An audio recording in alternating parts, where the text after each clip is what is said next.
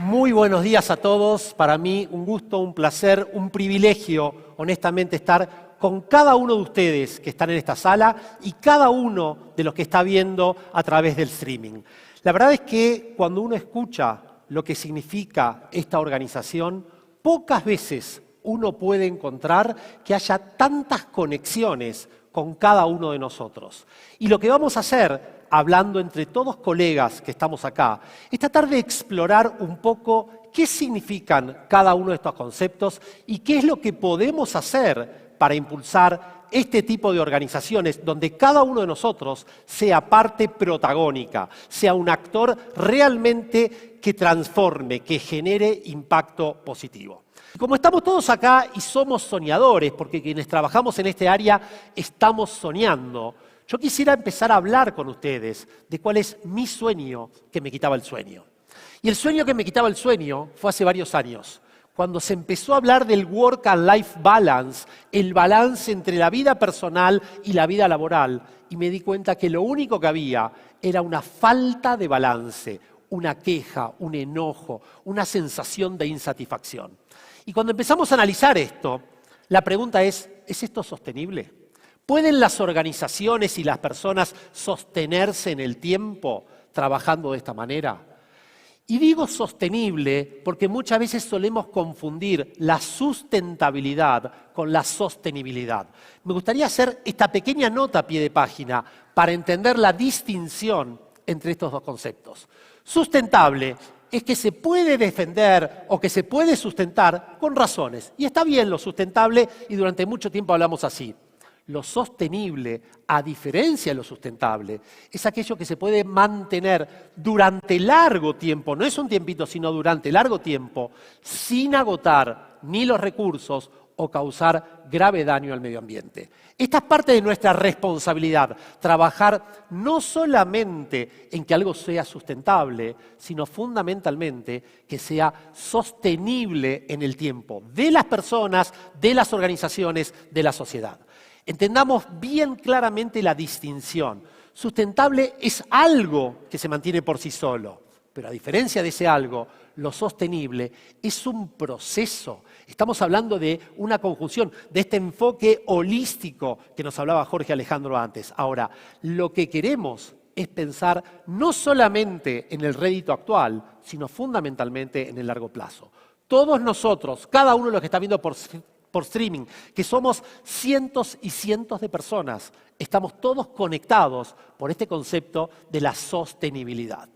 Entonces, en su momento, empecé a pensar, ¿qué podemos hacer con esto? ¿Cómo podemos empezar a generar un mecanismo que tenga algún tipo de sistematicidad que nos permita a nosotros asegurarnos que este concepto que anteriormente llamaba Work and Life Balance pueda realmente sostenerse en el tiempo?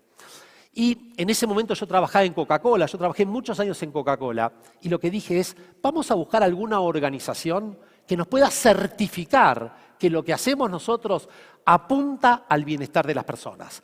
Y logramos no solamente nosotros como seres humanos hacerlos, sino trascender y que la organización pueda tener esto instalado.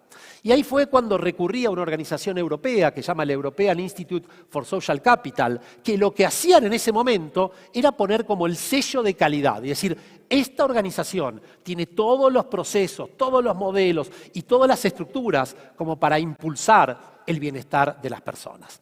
Digamos que esto era bastante interesante. Pero pasó algo en el mundo. El mundo ha cambiado.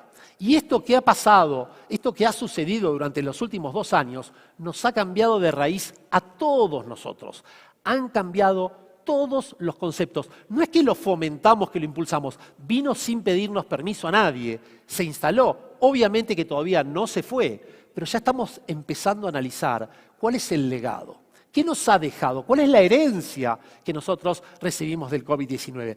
Obviamente que no es todo negativo, hay cosas para rescatar y justamente sobre eso quiero empezar a profundizar un poco.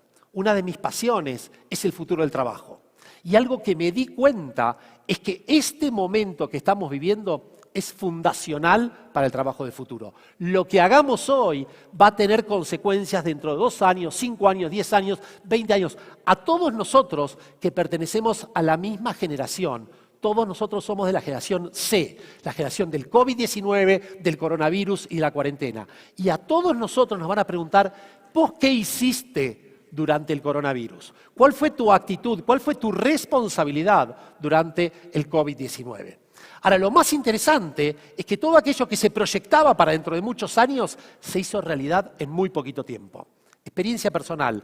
Año 2017 publiqué un libro después de investigar un montón que se llama El futuro del trabajo y el trabajo del futuro. Eran tendencias para los próximos 15 años. En 2 años, eso que había publicado en el 17 ya se volvió obsoleto. Todo lo que se preveía se hizo realidad inmediatamente. Entonces, lo que quisiera es compartirles algunos de los aprendizajes en 3 planos diferentes. Vamos a ver cuáles son los planos en los cuales nosotros podemos medir el impacto del COVID-19. Podemos hablar de las personas, de los trabajadores, de los lugares de trabajo y obviamente también de las estructuras y las dinámicas laborales. En definitiva, a lo que nos dedicamos cada uno de nosotros que estamos acá en esta sala y cada uno de los que está mirando por streaming y está participando de esta actividad. Vamos a tratar de identificar cuáles son los principales ejes sobre los cuales nosotros podemos medir el impacto del COVID-19. Primer punto, lo que más nos interesa, los trabajadores, las personas, el ser humano. Y fijémonos que la palabra que más se utilizó, y uno lo puede googlear donde quieran y buscar todos los análisis, es la palabra cuidado. Todos nosotros hemos querido estar al cuidado de alguien. Los niños querían que los padres los cuiden. Los que tenían padres mayores cuidaban a los padres mayores. Todos estábamos esperando que las personas que saben de salud y todos los organismos de salud nos cuiden a nosotros. Y a su vez entre todos buscaban que los organismos públicos cuiden de todos nosotros. Cuidar no es sobreprotección, cuidar es simplemente generar las condiciones para que uno pueda, ni más ni menos, sobrevivir. Y esto es lo que buscábamos cada uno de nosotros. El segundo concepto que empezó a aparecer, que no existía dentro del ámbito empresario, es la salud mental y la salud emocional. Cuando hablábamos de salud en cualquier organización, nos referíamos a la salud física. Sin embargo, nos dimos cuenta que una nueva ola del COVID-19 es la salud mental y la salud emocional. Y todavía no hemos visto todas las consecuencias que va a traer. Todos nosotros pasamos por lo que se denomina una montaña rusa emocional durante 2 años cada día. Y eso que hemos pasado para la cual no estábamos preparados, obviamente que trae consecuencias en nuestra salud mental y nuestra salud emocional. El tercer tema que por suerte se impulsó muchísimo durante el COVID-19 fueron los conceptos de diversidad, equidad e inclusión. Evolucionamos de diversidad a equidad e inclusión también. Después vamos a profundizar en este tema y bienvenido que haya venido esto. Y el otro aspecto que para mí es sorprendentemente positivo es que la mayoría de las organizaciones se dieron cuenta que había personas que tenían cargos muy altos, pero que no tenían idea lo que había que hacer en ese momento. Con lo cual se empezó a revalorizar las habilidades de las personas. ¿Y qué sucedió? Personas que tenían las habilidades críticas como para sobrellevar ese momento son las responsables de que estas organizaciones hoy sigan de pie. Obviamente, hay 2 áreas en las organizaciones que se destacaron claramente. Un área es el área de personas, otro área es el área de tecnología. Y a lo mejor no era el número 1 de la organización el que tenía las ideas para sobrellevar. No. Quien trabajaba en personas, quien trabajaba en tecnología, eran aquellos que tenían la capacidad de transitar apropiadamente esta situación.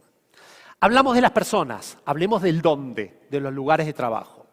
El primer aspecto, y acá quiero ser enfático, nosotros pasamos de lo que se denomina el working from home al working from anywhere. Y ustedes dirán, no, home office, y todo el mundo hablaba de home office.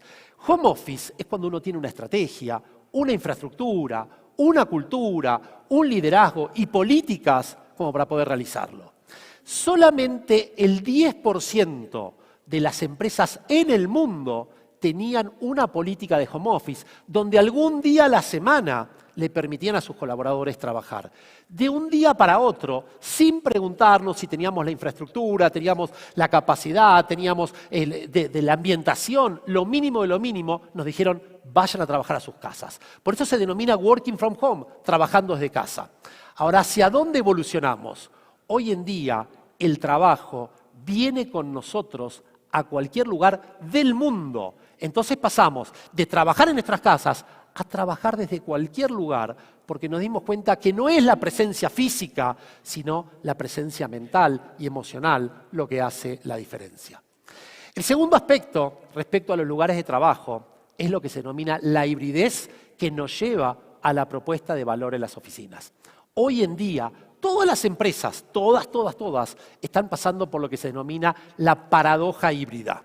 ¿Qué es la paradoja híbrida? Las personas quieren seguir trabajando desde cualquier lugar, sí, pero a su vez quieren conectarse físicamente con los otros. Ahora, o estás desde cualquier lugar o te conectás. Y no hay una decisión, que 3x2, que 2x3, que vas cuando te necesito. Bueno, todas las empresas en todo el mundo están transitando. Si los obligo a venir a la oficina, si no los obligo. Ahora, la clave de todo esto no es cuán híbrido va a ser, sino para qué voy a la oficina. ¿Cuál es la razón? Entonces, así como existe una propuesta de valor al empleado, hoy en día se está trabajando en lo que es propuesta de valor a la oficina. ¿Para qué voy a la oficina? No, porque tenemos que interactuar. Eso es un modelo anterior. ¿Quién dice que a través de la tecnología no podemos interactuar? Entonces, todos estamos pensando, ¿qué le ofrezco en la oficina para atraer a las personas y que quieran realmente venir con nosotros? Y una de las dificultades que nos enfrentamos cada uno de nosotros es cómo seguir impulsando las culturas a distancia. Es muy fácil tener herramientas para impulsar la cultura cuando físicamente estamos todos en el mismo lugar. Es muy diferente cuando cada uno está en otro lugar y la cultura tiene que seguir desarrollándose, y tiene que seguir impulsándose, y tiene que seguir creciendo. Este es uno de los grandes desafíos que tenemos en las áreas de personas, en todo el mundo, en todas las organizaciones. Hablamos del quién, hablamos del dónde, vamos a hablar del cómo, que obviamente también impactó en todo el mundo. ¿Qué pasó con las estructuras y con las dinámicas laborales? Primer punto, todos nosotros nos hemos formado en un contexto donde el liderazgo era igual, equivalía a control. ¿Por qué? Cuando estoy físicamente en un lugar, yo controlo a todas las personas. Cuando yo trabajo a distancia, tengo que confiar en las personas. Y el modelo de liderazgo es absolutamente diferente del control a la confianza. Y muchos líderes se encontraron bajo la presión. ¿Cómo hago? ¿Cómo lidero esto? Bueno, los controlo. El otro día, fíjense, estaba con una empresa que me dijo, nosotros lo resolvimos. Cada hora la persona que está en su casa me tiene que mandar un WhatsApp que está conectado. Le digo, no entendiste nada. No entendiste nada, no sirve para nada eso. Medilo por los resultados. Ahora, un tema no menor que salió la semana pasada un estudio, el tema que más se quejan aquellas personas que trabajan desde sus hogares es el tema de las notificaciones que te llegan por WhatsApp, por mail, por los sistemas de comunicación interna, por teléfono, por lo que sea. ¿Por qué? Porque todos aquellos que trabajan desde sus casas tienen un sentimiento de culpa. Entonces, cuando llega alguna notificación, sea por donde sea, tienden a responder inmediatamente para que la otra persona no diga que está como un haragán haciendo nada en su casa. Y eso genera la interrupción permanente, porque te llega y uno se está fijando. No es menor, es un estudio de Harvard muy interesante que salió la semana pasada. El otro aspecto, todas las empresas se han dado cuenta que existe la posibilidad de automatizar muchos procesos, eliminar un montón de actividades innecesarias, y no solo eso, sino que simplificar las estructuras. Aquel o aquella que quiera profundizar en este tema, les recomiendo un libro espectacular que salió de un autor muy conocido que se llama Gary Hamel, de la Escuela de Negocios de Londres, donde él lo que dice es que las empresas en realidad tienen solamente dos niveles, el estratégico y el operativo. Si el operativo trabaja bien y está empoderado y el estratégico genera una buena estrategia, todos los niveles intermedios no tienen ningún sentido. Esto causó una revolución tremenda tremenda en el mundo. ¿Por qué? Porque lo que se dieron cuenta es que mucha gente de niveles intermedios lo único que hacía era generar trabajo para justificar sus posiciones. Cuando todo el mundo está en su casa, ese trabajo no se puede justificar. Y ahí empezó todo el tema de la reducción de estructuras que se está haciendo en muchas empresas, no para sacar gente, sino para redistribuir personas adentro de la organización. Y lo que empezó a suceder son nuevos modelos de colaboración. De hecho, hay un profesor del MIT que nos dice que la próxima revolución no va a ser tecnológica, sino que estará vinculada a la manera como colaboramos entre todos nosotros. Nos hemos dado cuenta que hay múltiples maneras para colaborar entre cada uno de nosotros. Hablamos del quién, hablamos del dónde, hablamos del impacto en las estructuras organizacionales. Hay un concepto que es el que atraviesa todo esto, que lo escuchamos desde el primer minuto hoy acá y que cada uno de nosotros permanentemente recurre al mismo. Todos nosotros hemos tenido mucho tiempo para pensar para qué estamos en el mundo. ¿Cuál es la razón de ser de cada uno de nosotros? La pregunta que muchos nos empezamos a hacer es, ¿sería lo mismo el mundo si yo no estuviera presente? ¿Algo cambio en el mundo o algo no cambio? Este sentido de propósito se refiere tanto a las personas, a cada uno de nosotros, como a las áreas, como a las organizaciones. ¿Para qué está esta organización en el mundo? ¿Cuál es la razón de ser? Y muchas empresas se dieron cuenta que tenían propósitos que ya no tenían vigencia. Y otros se dieron cuenta que el único propósito que tenían era ganar dinero y como bien se dijo antes, las personas ya no quieren trabajar en organizaciones cuyo único propósito sea ganar dinero. Ahora fíjense ustedes la potencia que tiene el propósito, lo importante que es tener claramente identificado y definido un propósito. El propósito es el único concepto, el único elemento que puede conectar a las marcas con las personas y los clientes. Todos juntos conectados por ese elemento que atraviesa a la organización. Y el propósito es lo que nos dice a nosotros, se justifica esto que estoy haciendo. Tiene sentido. El propósito es ¿para qué lo estoy haciendo? Esa gran pregunta que nos mueve hacia adelante. Es esa pregunta que nos hacemos cada día. ¿Para qué estoy en el mundo? ¿Vale la pena despertarme? ¿Vale la pena invertir tantas horas en mi trabajo? ¿Vale la pena hacer esto? Y en realidad lo que hoy se está percibiendo es que cuanto mayor conexión entre el propósito personal del área y de la organización exista, mayor probabilidad de generar resultados extraordinarios vamos a tener. Pasa en una pareja, pasa en una familia, pasa en una comunidad, pasa en una sociedad, pasa en una organización. Con todo esto, quiero hacerles una mini síntesis de cuáles son las tendencias que están viendo ahora en el mundo laboral. Nosotros dijimos, ¿de dónde proveníamos? ¿Qué es lo que pasó con el COVID? La pregunta es, ¿hacia dónde vamos? Todo esto que nos legaron, ¿hacia dónde vamos en el sector de personas? ¿Hacia dónde vamos en el área de talento humano? ¿Hacia dónde vamos en el área de gestión de las personas? Y cada organización la denomina de otra manera. En definitiva, nos dedicamos a las personas, es decir, al ser humano dentro de la organización. El primer aspecto que a mí me parece súper saludable que haya emergido es que todas las empresas en todo el mundo se dieron cuenta que si no tenemos salud, todo el resto no tiene sentido. Y todos nos dimos cuenta, podés tener todo el dinero del mundo, te podés llamar Boris Johnson, te podés llamar Jair Bolsonaro, te podés llamar Donald Trump, si a vos te agarra el virus, te agarra de la misma manera. Entonces todos se empezaron a dar cuenta que primero la salud. Y nace un nuevo concepto de salud, porque salud pensábamos que era solamente salud física, y hemos visto que hay también salud mental, salud emocional. Y en todas las empresas nos asustábamos cuando alguien decía, tengo un tema de salud mental. Hoy en día, quien no tenga un problema de salud mental debería preocuparse. Porque ¿cómo hizo para transitar todo esto y quedar, a mí no me pasa nada? ¿Vieron las personas? A mí no me pasó nada. ¿Cómo no te pasó nada? Si no te pasó nada es que no hiciste nada tampoco en este periodo. El segundo concepto referido a la sostenibilidad es que no solamente buscamos la salud hoy, sino que buscamos colaboradores que sosteniblemente puedan estar sanos y saludables. Y a esto nos empezamos a dedicar cada vez más en el área de talento humano. Y hay otra idea que estaba dando vueltas hace bastante tiempo, pero que hoy se puso en el centro de la escena, que es la seguridad psicológica. ¿De qué hablamos cuando hablamos de seguridad psicológica? Es la tranquilidad que yo puedo decir o hacer cualquier cosa y no voy a tener consecuencias negativas por decir o hacer eso. Este es un tema como neurálgico en las organizaciones que se mantenía al margen y sin embargo hoy está en el corazón. Podemos profundizar de eso si quieren un poquito después. El segundo tema, gran tema, que lo hablábamos antes acá y ya se mencionó, es el talento como bien escaso. Nos hemos empezado a dar cuenta que el talento empieza a faltar.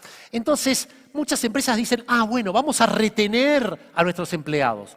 Retención es una mala palabra. Retención es por una barrera física que lo único que lográs es que se vayan los que preferías que se queden y que se queden los que preferías que se vayan. Hoy en día se está trabajando en la fidelización, generar mecanismos donde los dos veamos valor agregado y tengamos una fidelidad que trasciende a mi vínculo laboral. El segundo aspecto es cómo renovamos nuestras propuestas de valor al empleado, nuestras propuestas de valor al colaborador. ¿Por qué trabaja la gente? ¿Cuál es la razón por la cual va a trabajar con nosotros? Y ahí nuevamente una mirada holística nos permite ver los diferentes temas a los cuales nosotros, quienes trabajamos en talento humano, podemos dedicarnos. Tercer aspecto. Nos hemos dado cuenta que las personas, muchas, no quieren trabajar en las empresas, sino para las empresas. Entonces nos damos cuenta que en determinados proyectos la gente puede venir y salir, venir y salir, venir y salir. Con lo cual ya no necesito tener estructuras grandes, sino necesito tener proyectos con personas apropiadas que los manejen. Y el cuarto tema, antes lo mencioné, pero es pasar de la diversidad a la diversidad, equidad e inclusión. ¿Qué significa esto, sintéticamente? ¿Muchas empresas trabajan en diversidad? Por supuesto que sí. Diversidad de orientación sexual, diversidad de género, diversidad etaria, diversidad de origen socioeconómico, de lo que quieran, de orientación política, de lo que quieran. Ahora, ¿qué es lo que hacían muchas empresas? Contrato gente diversa y a la primera semana lo que hago es un proceso de que todos se homologuen y que todos sean iguales. Eso no es diversidad. Eso lo único que es hacer publicidad con que contrato gente con diferencias, gente que tiene alguna discapacidad, gente que tiene esto. Y eso no sirve para nada. La inclusión implica no solamente que las personas son diferentes, porque todos somos diferentes y en nuestra unicidad como seres humanos, pero fundamentalmente acepto y valoro que seas diferente. Cuando yo acepto y valoro que seas diferente, lo que hago es capitalizar esa oportunidad que se genera para ser más innovadores, para tener diferentes enfoques, para tener diferentes miradas, para poder aportar desde otro lugar. Entonces, de diversidad a diversidad, equidad e inclusión. Lo que nos hemos dado cuenta es que mucho de lo que aprendimos no nos sirve para nada. Y el futuro del trabajo tiene que ver con esto, con que todos nosotros pensamos que íbamos a tener una sola profesión toda la vida, un solo trabajo durante toda la vida. Experiencia personal. Cuando yo estaba en cuarto año de la universidad, de origen yo soy contador público. Después hice un doctorado, y nunca me dediqué, honestamente, a las ciencias económicas. Pero cuando estaba en cuarto año de la facultad, entré a trabajar en mi primer trabajo profesional, era en Arthur Andersen, una mega compañía mundial. El primer día, me acuerdo como hoy, 1 de marzo de 1988, el director general nos reunió así a todos los que entrábamos y dicen, ustedes van a trabajar acá todas sus vidas y solamente se van a retirar de acá el día que se jubilen o que nosotros los desvinculemos. Yo dije, wow, qué duro esto, ¿no? Imagínense hoy un joven de 21 o 22 años diciéndole, a los 65 años vas a trabajar en este lugar. Ni sabe si va a existir el mundo dentro de 65 años. Entonces, esto implica que todos nosotros tendremos que ser lo que en inglés se denomina long life learners, estudiar durante toda nuestra vida. Por eso, las prácticas de upskilling, de mejorar las capacidades, reskilling, el reciclaje profesional, no voy a poder hacer toda mi vida y voy a tener que reciclarme varias veces, el redeployment, el tratar de redistribuir el talento en la organización. Y lo más avanzado que hay en esto, y esto sí es responsabilidad social empresaria, es lo que se denomina el outskilling. ¿Qué es el outskilling? cuando yo reconozco que en mi organización hay personas que van a tener posiciones que van a ser eliminadas y no tengo otras oportunidades para estas personas, lo que hago es las entreno, las capacito en aquellas capacidades, en aquellas habilidades más demandadas en el mercado y se van no solamente con una indemnización, sino se van con conocimientos, que es mucho más valioso y pueden reinsertarse rápidamente. Las empresas que trabajan con outskilling ganan en marca empleadora, ganan en fidelización de los empleados, ganan en imagen de la organización, ganan en responsabilidad social, ganan las personas, gana la sociedad, ganamos todos. Esto es parte de la nueva responsabilidad social empresaria. El cuarto aspecto, y esto es fundamental para todos nosotros, y les soy honesto, yo hace muchos años que trabajo en el área de recursos humanos y con responsabilidades muy grandes en un montón de compañías, y me di cuenta que nosotros siempre fuimos los menos tecnológicos. No, nosotros estamos con las cosas humanas, no me vengas con la tecnología, nosotros la persona. Y hoy en día lo que se está dando cuenta es que, primero, People Analytics. ¿Qué es esto? La analítica de personas nos ayuda a tomar las mejores decisiones. Ya no es una decisión subjetiva, sino que tengo elementos objetivos que me permiten transitar. No solo esto, sino lo que hoy se está intentando hacer es cómo pasar de los datos a información, de la información a inteligencia, de la inteligencia en acción. Porque muchas empresas dicen, tengo un montón de datos, ¿qué haces con los datos? Ah, no, tengo los datos. No, es de los datos a inteligencia, de inteligencia, de los datos a información, perdón, de información a inteligencia, de la inteligencia a acción. Esto hoy, las mejores empresas del mundo, lo que están haciendo, ¿saben qué? Es tratar de utilizar People Analytics para prever cuáles son las personas que tienen más probabilidades de irse en los próximos 2 meses. Y ahí sí tenemos un rol fundamental nosotros, porque es las personas que queremos fidelizar sí o sí en la organización. Después, y esto ya se está, por suerte, como popularizando mucho más, es la inteligencia artificial aplicada al reclutamiento. Con todas las limitaciones que tienen. Cuento pequeñísimo caso para que entiendan cómo puede impactar la inteligencia artificial. Google lanzó un proyecto buenísimo de reclutamiento a través de inteligencia artificial. Ellos tienen muchísimos candidatos, inteligencia artificial rápidamente seleccionaba a los 3 mejores currículums. Imagínense, trabajo espectacular, de miles y miles llega a los 3. ¿Qué pasaba? Empezaron a ver que todas las personas que eran seleccionados eran género masculino, género masculino, género masculino. ¿Cuál fue la respuesta? Y claro, en tecnología trabajan solamente personas del género masculino y la mayoría que estudia son de género masculino. Error. ¿Saben qué había pasado? Las personas que diseñaron los algoritmos de esa inteligencia artificial eran hombres con los sesgos masculinos y obviamente que la decisión iba a ser contratar solamente hombres. Esto es lo que tenemos que pensar. Detrás de toda inteligencia artificial, detrás de toda tecnología, hay personas.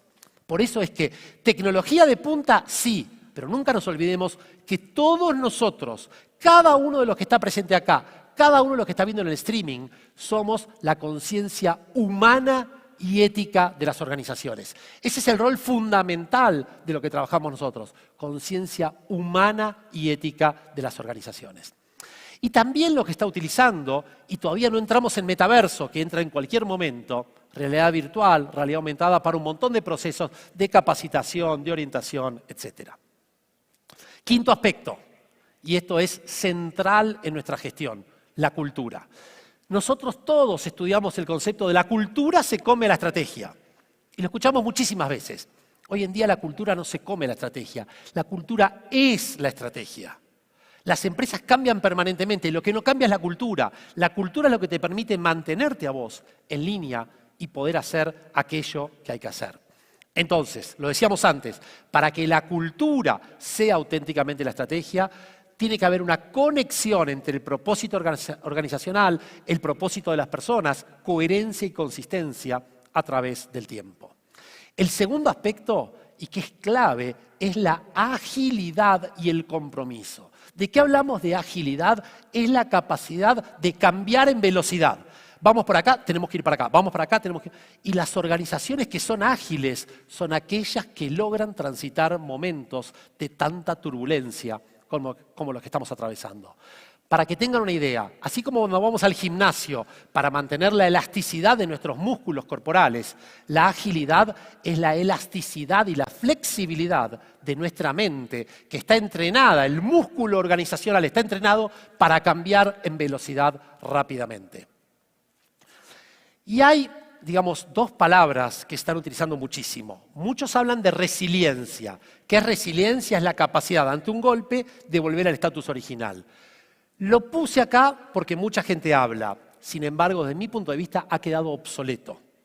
La antifragilidad es un concepto que supera a la resiliencia.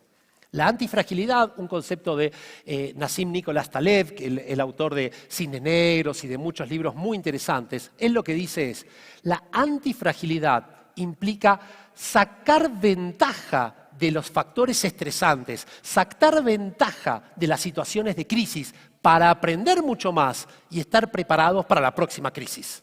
Esto es fundamental para las empresas. Nadie nos garantiza que no tendremos un próximo virus. Ojalá que no venga rápido. Pero ¿quién nos garantiza que no va a haber? No solo esto. Imagínense si el próximo virus que tenemos es un virus informático. ¿Qué pasaría? Vieron que hace un tiempo WhatsApp un día se cortó. Imagínense si un día nos dicen, se terminó Internet. No hay más Internet. ¿Nos preocuparíamos más por el COVID o que no hay más Internet? No sé, no lo sé. No, espero que nunca suceda, ¿no? Y si sucede, yo no tengo nada que ver con eso. Pero lo que tenemos que pensar es cómo preparamos el músculo organizacional para la próxima crisis. Nadie nos garantiza que no haya. Lo que sí podemos garantizar es que nuestro talento esté preparado para enfrentar. Es lo que hace un cirujano en cada cirugía. ¿Tiene miedo? Por supuesto que tiene miedo para cada cirugía. Pero ¿qué es lo que dice? Voy a aprender mucho para la próxima cirugía aplicar lo que aplique acá. Lo mismo que hace un bombero y un montón de otras profesiones. Y finalmente llegamos a la sexta tendencia, y es la última, que son los nuevos modelos de trabajo y organizacionales. Lo primero que estamos viendo es lo que se llama la simplicidad de los modelos organizacionales. Eliminar todo aquello que no agregue valor, tratar de sacarlo, tratar de pensar en modelos simples, ágiles, dinámicos, que me permita a la organización adaptarse a esto, adaptarse a lo otro, ir rápidamente, nuevo proyecto, pensar en cosas diferentes. Miren, hace algunos años se decía que las empresas grandes se devoran a las empresas chiquititas. De hecho, yo trabajé muchos años en Coca-Cola y en Coca-Cola decíamos, ¿sabes qué? Las chiquitas, nosotros nos devoramos a todos. Hoy en día, los ágiles se devoran a los elefantes. Y esto se está viendo, que mega empresas lo único que tienen es burocracia, burocracia, burocracia, y para dar cada cambio tardan un montón. Los startups vienen y se lo pasan por arriba. El segundo aspecto es empezar a entender de qué se va a tratar este modelo híbrido. ¿A qué vamos a llamar realmente el modelo híbrido? ¿Tienen sentido los edificios corporativos o no tienen sentido? ¿Tiene sentido la tecnología que tenemos o tenemos que poner otra tecnología? ¿Tiene sentido que haya oficinas o no tiene sentido que haya oficinas? El tercer tema que cada vez está más presente, de hecho ayer estaba viendo la política que sacó Airbnb, googleenla, es espectacular. Ellos lo que dijeron es, a partir de ahora cualquiera de los colaboradores puede trabajar en cualquier lugar del país o cualquier lugar del mundo. Y esto implica que no hay fronteras ya, cualquiera puede trabajar para cualquier lugar. Obviamente hay temas impositivos, hay temas jurídicos, hay temas de seguridad social, hay temas de salud, hay un montón de temas involucrados, pero esto se viene cada vez más. Y el último aspecto que quiero comentarles, que para mí, y por eso lo dejé para el final, es pasar de los liderazgos heroicos a sistemas de liderazgo. ¿Y a qué me refiero cuando hablo de esto? Todos nosotros nos criamos y nos educamos con ese modelo donde está el líder que es el que sabe todo y tiene todas las respuestas a todo y es el que más sabe. Eso que era un triángulo, la pirámide organizacional, hoy es un círculo. Y en el círculo va rotando quien tiene el liderazgo. Y en el sistema de liderazgo cualquiera puede entrar en el juego mientras el otro no tenga esa capacidad. Ahora fíjense, pasamos de los líderes con todas las respuestas a los líderes con las preguntas más potentes. De los líderes que sabían todo a los líderes que aprenden todo. Entonces, es un modelo donde todos podemos liderar si tenemos ganas. De hecho, un libro buenísimo que se llama El líder sin cargo, de Robin Sharma, él lo que dice, para ser líder, lo único que tenés que hacer es querer liderar. No necesitas ningún cargo. Lo que necesitas es querer liderar. Cada uno es el líder de su propio metro cuadrado y cada uno tiene la posibilidad de ser parte de ese sistema de liderazgo.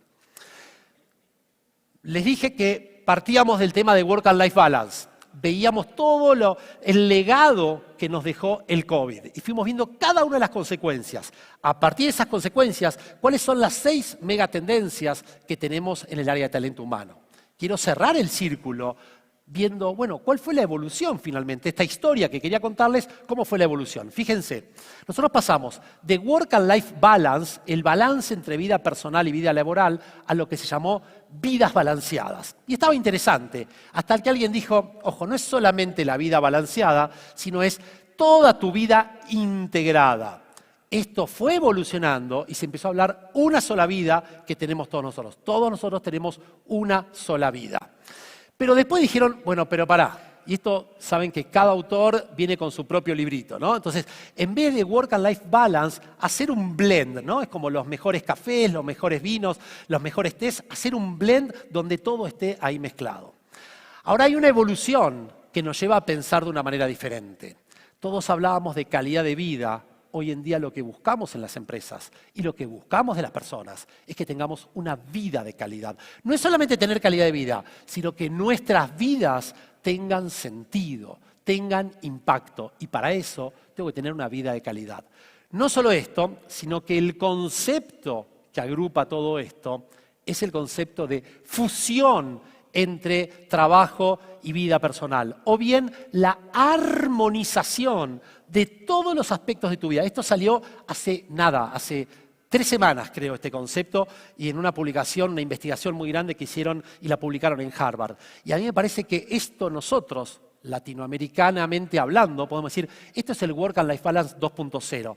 O bien, el concepto que nos une a todos nosotros es el concepto de well-being, es el concepto de bienestar. Entonces entendamos, ¿qué es esto de bienestar? Bienestar, piensen solamente una idea. Cuando volvemos a casa a la noche, cansados, muchísimo trabajo, saturados, y estamos realmente mal, lo primero que hacemos es atacar la heladera y comer lo primero que haya. Eso lo hacemos todos. Ahora, lo segundo que hacemos es, cualquiera que ose en decirnos una palabra, o el perro en ladrar, o el gato en hacer miau, chau, la ligó. Esto nos pasa cuando estamos mal. Cuando tenemos malestar, sale de nosotros lo peor. Y esto es lo que sucede en todas las empresas. Cuando uno está mal, sale lo peor y todos tenemos eso ahí. Lo controlamos todo, pero todos tenemos ese lado de decir, basta, no soporto más. Ahora, cuando estamos bien, sale lo mejor de cada uno de nosotros. Lo que las empresas están impulsando es justamente que cada uno pueda hacer brotar de sí mismo lo mejor, que salga la mejor versión de cada uno. Y entonces hemos aprendido, lo hemos escuchado hoy a la mañana y quiero reforzarlo en esta imagen, que hay diferentes dimensiones del bienestar. Y hablamos de la dimensión emocional, de la dimensión espiritual. No es religiosidad, lo espiritual es la trascendencia, hacer algo por otros. El físico, tal vez la más tradicional. El social, cómo tenemos nosotros bienestar con todas las personas con quienes nos rodeamos. El económico, que no es menor, es decir, yo puedo estar bárbaro, no tengo un peso para nada y demasiado bien no voy a estar, también voy a necesitar ese sustento económico. El intelectual, cómo me voy nutriendo, cómo voy aprendiendo, cómo me voy reproduciendo. El ocupacional, que haga algo que tenga sentido, que pueda tener realmente una posibilidad de conectarme con el mundo y de demostrarle al mundo a través de mi trabajo que esta es mi contribución a un mundo mejor. Y obviamente, todos nosotros tenemos una mega responsabilidad de cuidar el planeta. Si no lo cuidamos entre nosotros, no lo va a cuidar absolutamente nadie. Entonces, ya no hablamos solamente del bienestar físico, o del bienestar emocional, o del bienestar intelectual. No. Fíjense la cantidad de dimensiones que tenemos. Y durante toda esta jornada, ustedes van a ir viendo cómo se puede trabajar, cómo se puede realmente incursionar y cómo todos nosotros, los que estamos acá, los que están por streaming, tenemos posibilidad de contribuir a este bienestar en las diferentes dimensiones y nuestras estrategias de talento humano tienen que apuntar a cada una de las mismas. Lo último que quiero decirles es lo siguiente. Muchos piensan que cambiaron las reglas del juego. Y, bueno, cambiaron las reglas, antes era así. Yo soy, pero un ferviente creyente de que no cambiaron las reglas, cambió el juego. Y el problema que tenemos es que muchas personas piensan que seguimos jugando al mismo juego que hace 5 años, que hace 10 años, que hace 20 años. Y no es así, cambió el juego. Y si nosotros no cambiamos, no va a cambiar nada. Y ¿saben qué veo permanentemente en las organizaciones? A todos les encanta hablar del cambio, pero a nadie le gusta cambiar. Cuando vos le preguntás a cada uno, ¿en qué cambiaste? Bueno, en realidad ahora, bueno, me afeito. No, ¿qué cambiaste en serio? Bueno, ¿sabés qué? Antes usaba Microsoft y ahora uso... No, ¿qué cambiaste de raíz? Y los líderes que quieren impulsar el cambio y la transformación en sus organizaciones, si ellos mismos no cambian, no podés pedir el cambio absolutamente a nadie. Para terminar, y estamos justito en el tiempo que teníamos planificado, quiero decirles algo. Durante muchos años, todos los que trabajamos en talento humano nos preparamos para momentos como este. Este es el momento de salir a la cancha, de dar todo lo que tenemos, de dejar todo lo que tenemos y brillar. Cada uno de ustedes tiene una oportunidad histórica.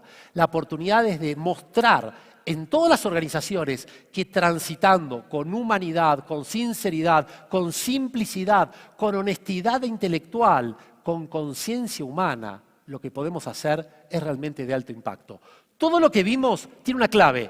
Es simple, por supuesto. Es fácil, no necesariamente.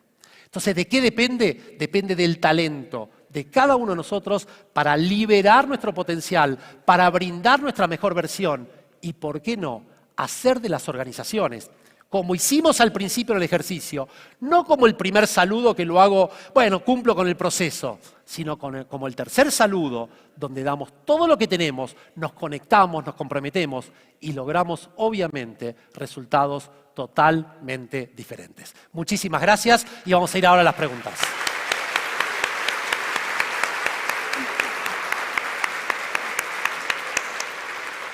Gracias, Alejandro. La primera tendencia es salud. Primero la salud, tome agüita, que esto estuvo maravilloso y sé que lo disfrutamos muchísimo.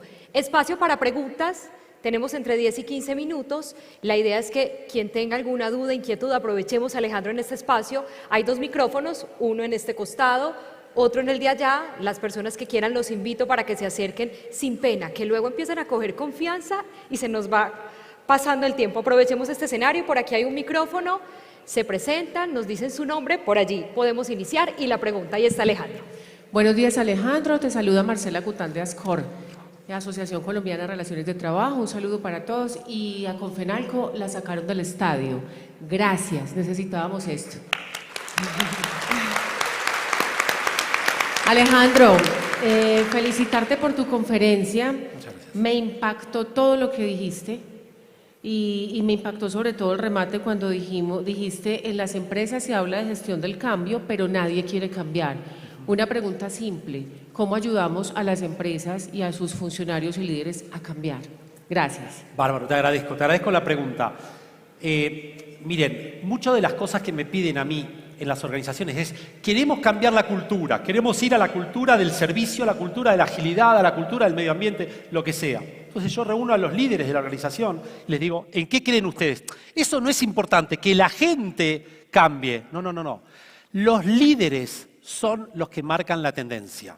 Y es como, lo voy a decir de una manera muy simple, como con nuestros hijos. Yo le puedo decir a mis hijos, hay que ser ético, hay que ser ético, hay que ser ético. Y la primera vez que hay un policía que me va a labrar un acta por una infracción de tránsito, le digo, a ver, amigos, si no podemos arreglar, ¿a qué le van a creer? ¿Le van a creer a lo que digo o a lo que hago? Las personas en las organizaciones no le creen más a todos los carteles que pongamos, no le creen más, le creen a los actos de las personas. Los líderes hablan a través de sus actos. Entonces, para iniciar cualquier proceso de cambio, y les soy honesto, yo no encaro ningún proceso de cambio con ninguna organización si no hay un compromiso auténtico, genuino y real de los líderes de la organización. Entonces, el primer paso que tenemos que dar es que esos líderes se comprometan a cambiar y que muestren cambiar. Ahora, hay un concepto que cambió muchísimo y se los transmito porque para mí fue uno de los grandes cambios que nos mostró la pandemia, que es el concepto de vulnerabilidad. Hasta hace muy poco tiempo los líderes eran intachables. Nunca les pasaba nada. Siempre estaban perfectos, estaban saludables, estaban sanos, estaban contentos, estaban felices, estaban bien vestidos. Todo funcionaba genial. hoy en día nos hemos dado cuenta que la vulnerabilidad no es equivalente a debilidad, sino es equivalente a fortaleza. Cuando uno se muestra vulnerable, se muestra humano. Y todos somos humanos, que circunstancialmente estamos en ciertos roles. Pero nosotros lo que hacemos es trabajar desde lo humano, desde lo personal. Entonces, demostrarnos vulnerables es la primera manera de empezar a trabajar. Y también les quiero sugerir otro mecanismo. Y nuevamente, casi todo lo que les estoy proponiendo es de costo cero, valor altísimo. ¿Qué es lo que más se requiere en las organizaciones? No es inversión de dinero, es inversión emocional, inversión intelectual. Hay una cuestión que me parece que hoy está como muy de moda, inclusive yo participo también, que son las charlas TED. En las charlas TED todo el mundo viene a decir lo bárbaro que lo hice, lo genial, y yo soy un genio, y cuando hice esto, cuando hice lo otro. Hay un mecanismo mucho más simple de impulsar el cambio en las organizaciones. Y es hablar no de los éxitos, sino hablar de los errores, cuando nos fue mal. Si quieren bucear un poquito en esto, hay una organización llamada Fuck Up Nights, esa noche que nosotros estábamos muy enojados, que nos fue realmente mal, y que los líderes, enfrente de toda la organización, digan, ¿saben qué? Yo les voy a contar los grandes errores que cometí. Eso lo que hace es desarmar los criterios tradicionales y mostrarnos que todos somos humanos y que para innovar nos podemos equivocar. Ahora, ¿el concepto cuál es? Equivocate rápido y barato para poder tener éxito más rápido. Entonces, no es que no nos podemos equivocar, obviamente que nos podemos equivocar. Con lo cual, cierro esto diciendo, hay 4 tipos de compañías, las que no aceptan el error, las que aceptan el error, las que impulsan el error y las que premian el error. La pregunta es, ¿cómo son sus organizaciones? Si están en las primeras, difícilmente se puede trabajar en esto. Recién cuando nosotros impulsamos y premiamos el error, ahí nos damos cuenta que podemos avanzar hacia el camino de la innovación. Por aquí tenemos también otra pregunta, adelante. Sí. Bueno, muy buenos días. Muy buenos días. La pregunta es... ¿Tu nombre es? ¿Tu nombre? Bueno, sí, qué pena. Un gusto, mi nombre es Cristian Chavarría, vengo de la empresa Con Su Salud. Y la pregunta es, cuando uno tiene una generación joven, pero también una generación de 40, 50 años que son un poco más cerrados a ese cambio, uno cómo podría impulsar en ellos como esa característica de, hey, vamos a cambiar todos juntos para poder transformar la cultura organizacional. Porque muchas veces uno cambia, uno transforma y uno mejora, pero hay personas que dicen, no, a mí no me interesa eso, y eso es lo que ayuda es a generar como un entorno un poco más complejo. Sí. Gracias por hacer esa pregunta, porque es un tema como muy recurrente ahora. A ver, sí. Es la última, con esta finalizamos. Perfecto, entonces te tiro toda la carne al asador, ¿correcto? A ver, el concepto que me parece que tenemos que entender es que también cuando nosotros decimos los de 40 o los de 50 no quieren cambiar, es un sesgo y es un prejuicio. Yo creo que personas que no quieren cambiar hay de 20, de 30, 40, 50 y 60. Lo que tenemos que generar en las organizaciones es lo que se denomina la conexión intergeneracional. ¿Qué significa? Todo el mundo puede contribuir y todo el mundo tiene que sentir que contribuye. Entonces, no es que todo lo joven es bueno, todo lo que tiene más experiencia es malo. No es que todo lo nuevo es bueno y todo lo tradicional es malo. Todos tenemos para contribuir. Cuando hablamos de pasar de la diversidad a la inclusión, es precisamente esto. Entender que para que una organización crezca, necesita de todas las generaciones, de todas las ideas, de todas las perspectivas. Con lo cual, algo que les propongo, en ese caso donde ven que hay personas de una generación más tradicional y personas de otra generación que quieren cambiar y los que no quieren cambiar, la sugerencia es hacer proceso de lo que se llama reverse mentoring. ¿Qué es esto? En lugar que los más grandes mentoreen a los más chicos, que los más chicos mentoreen a los más grandes. Es fantástico. Costo cero, valor altísimo y cambiamos modelos mentales. Ahí realmente impulsamos el cambio porque nadie va a pensar que un chico de 20 y pico va a mentorear a alguien grande. ¿Por qué no? Es genial. Todos aprendemos, todos nos nutrimos, todos crecemos. Señora, muchísimas gracias. Un placer.